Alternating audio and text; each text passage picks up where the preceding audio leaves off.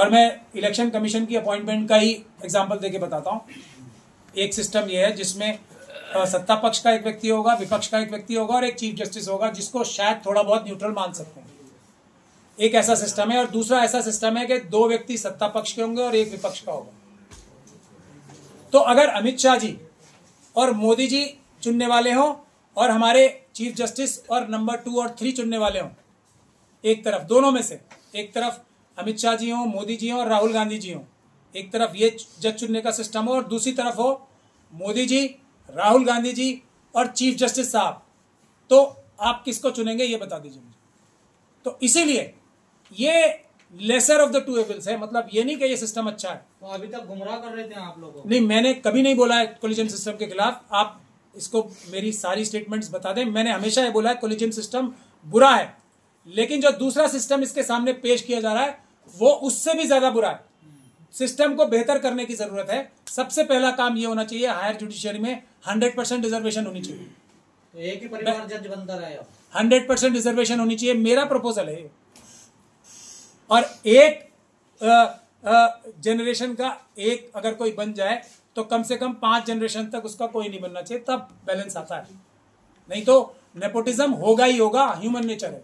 तो अभी collision system से नहीं, आप बीजेपी में देख लीजिए ना, एक ही परिवार से कौन कौन क्या नहीं बना है। परिवारवाद की बात नहीं है। कांग्रेस में देख लीजिए, एक ही परिवार में कौन कौन क्या नहीं बना है। तो परिवारवाद का मतलब कोलिजन सिस्टम से नहीं आता है। परिवारवाद गलत है, कोलिजन सिस्टम गलत नहीं है। सिस्टम, कोलिजन सिस्टम भी गलत है जो, लेकिन दूसरा सिस्टम है वो उससे भी ज्यादा गलत है। जैसे वक्फ का बिल मैं बताऊं आपको, जो आज का वक्फ एक्ट है वो भी गलत है, लेकिन उससे भी ज्यादा गलत नहीं आ जाए ना हमारे सर पे। तो पहली चीज होनी चाहिए ट्रांसपेरेंटली, उसका एग्जाम होना चाहिए, इंटरव्यू होना चाहिए, और इंटरव्यू पब्लिक डोमेन में लाइव स्ट्रीम होना चाहिए। मैं तो ये कह रहा हूं ना, उसके बाद जज बनना चाहिए। कोई ऐसे जज नहीं बनना चाहिए, लेकिन 100% रिजर्वेशन होनी चाहिए। जिसकी जितनी संख्या भारी उतनी उसकी हिस्सेदारी। मैं तो ये भी बोलना चाहता हूं कि बैकलॉग के सहित होनी चाहिए। हालांकि बैकलॉग में तो एकदम ही मुझे सब मिलके एकदम मेरी हत्या ही कर देंगे अगर मैं बैकलॉग जुडिशरी में बोलने लगूंगा। तो वर्मा जी का क्या होगा सर? जैसा किसी एक आम व्यक्ति के साथ होता है वही होगा ना। उनके साथ पूरा न्याय होना चाहिए। मैं खुद कह रहा हूं अभी भी, हमें आंख बंद करके कि किसी के खिलाफ इल्जाम लग गया तो बोले नहीं ये चोर है, चोर है, चोर, गलत। जो बाकियों के साथ होता है, एक इन्वेस्टिगेशन होनी चाहिए, न्यूट्रल इन्वेस्टिगेशन होनी चाहिए, पूरी सच्चाई और ईमानदारी के साथ, वीडियोग्राफी के साथ इन्वेस्टिगेशन होनी चाहिए। उसके बाद वो बरी तो बरी और सजा तो सजा। और उसी तरीके से टाइम्स ऑफ इंडिया के खिलाफ भी, मगर टाइम्स ऑफ इंडिया का ये देखिए, अब ये शक और पैदा होता है ना। टाइम्स ऑफ इंडिया ने आज फिर एक रिपोर्ट की है उनके खिलाफ, जस्टिस वर्मा के खिलाफ। अब भी चुप रहेंगे वो? आप बताओ ना, क्यों चुप रहेंगे? क्यों कोलिजियम चुप रहेगा? तो इसका मतलब टाइम्स ऑफ इंडिया कोलिजियम पे भारी पड़ रहा है बेईमानी करके। इसका मतलब दूध कुछ ना कुछ दाल में काला है। गलत जानकारियां फैलाई जा रही है। सुप्रीम कोर्ट की तरफ से प्रतिक्रिया आई थी ना, मैं वही मैंने आपको दिखाया है ना, वो अनसाइंड है। मैं खुद ही कह रहा हूँ ना, मैंने आपको खुद ही बताया। तो एफआईआर इतनी, ये अफवाह नहीं है, ये देश की सुरक्षा के ऊपर हमला है जो टाइम्स ऑफ इंडिया ने किया है। अगर कोलिजियम ये बोल रहा है, यही तो मैं बोल रहा हूँ, टाइम्स ऑफ इंडिया के खिलाफ अभी तक क्या एक्शन लिया? बल्कि टाइम्स ऑफ इंडिया ने आज एक और स्टोरी की है खिलाफ, और वो भी मेरे ख्याल से फ्रंट पेज पे ही है, जस्टिस वर्मा के खिलाफ। तो वो तो अपनी कदम आगे बढ़ाया जा रहा है ना। इसका मतलब उसकी बात में कहीं ना कहीं कुछ सच्चाई है। मैं तो टाइम्स ऑफ इंडिया पे भरोसा ही नहीं करता, मैं तब ये बात कह रहा हूँ। सर इलाहाबाद बार ने जो बोला वो सही बोला वर्मा जी के लिए? 100% मैंने इसी को बोला है। बाकी सब बार को भी यही बोलना चाहिए। अभी दिल्ली हाईकोर्ट में बन रही है बात, कचरा कूड़ा ये सब बिल्कुल सही बोला है ना उन्होंने।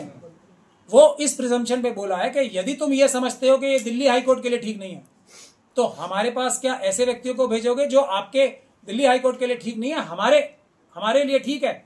ये उनकी बात 100% सही है। अगर वो ठीक है तो यहां भी ठीक है, नहीं ठीक है तो कहीं भी ठीक नहीं है। ये होनी चाहिए बात, और ये बिल्कुल ठीक बात है। ट्रांसफर कहा किया गया? सुप्रीम कोर्ट ने कहा है कि ट्रांसफर नहीं किया गया उनका।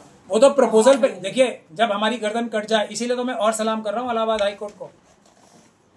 अभी ट्रांसफर किया भी नहीं है तो मना भी नहीं किया, नहीं कर रहे हैं ट्रांसफर, कंसिडर कर रहे हैं। ये सब एक्चुअली जो है और शक के दायरे में डाल रही है सुप्रीम कोर्ट की कोलिजियम को। तो ये बहुत दुख की बात है, इसीलिए हम लोग पीड़ा में ये सब बातें बोल रहे हैं। दमकल विभाग का जो प्रमुख है वो क्यों अब मतलब बोल रहा है कि कुछ ऐसी चीजें नहीं है? जज लोहिया का नाम सुना है आपने? जी सुना है ना। कौन दबाव दे रहा है? जज लोहिया का नाम सुना है ना आपने?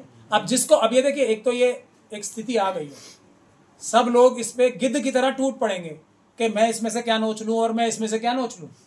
ये हो रहा होगा ना। अब देखो कौन धमकी कौन दे सकता है, मैं और आप दे सकते हैं किसी को धमकी? चलेगी नहीं। सामने की तरफ से धमकी है मोदी जी, अमित शाह जी जैसे लोगों की, आरएसएस और बीजेपी की जो सत्ता में बैठे हैं।